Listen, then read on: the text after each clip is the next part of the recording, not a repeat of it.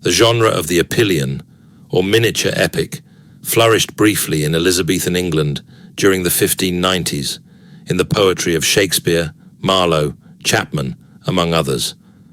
The intent of an epyllion is to tell a single episode out of a larger epic tale, much as many of the individual books of Homer and Virgil constitute works in their own right. The verse structure is based on a four-stressed line, mostly iambic. Still, variants are freely used, with regular appearances of trimeter, pentameter, and hexameter lines.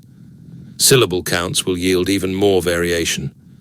No slavish attempt has been made to follow strict rules, only to reach for a cadence that pulses sympathetically to the ear, yet flexes just as easily to the demands of everyday speech.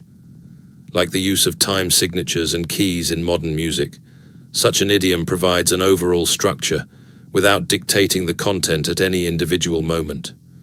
Marginal notes are provided to assist those not familiar with the details of the Grail legend or Arthurian mythology.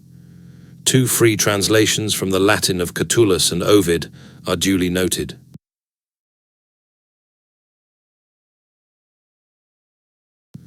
Sir Percevale de Galis tracks the wasteland in winter, returning to his homeland after 10 failed years of searching for the Holy Grail.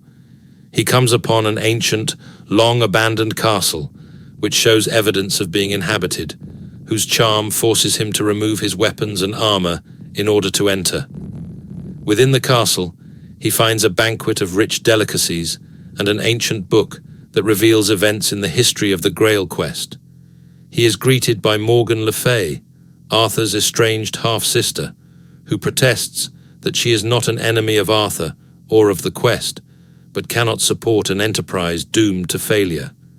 They each argue the merits and weaknesses of persisting in the Grail quest without convincing the other.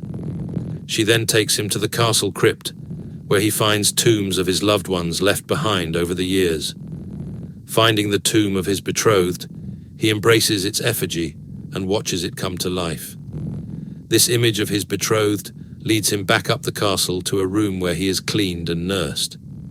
At the moment he is about to embrace her, however, he sees instead the weakened body of the Fisher King, who speaks the Grail question that Percevale has long hoped to ask, after which Percevale finds himself unsure of where he is or what has transpired, either under a translucent sheet or a layer of snow outside as the sun rises.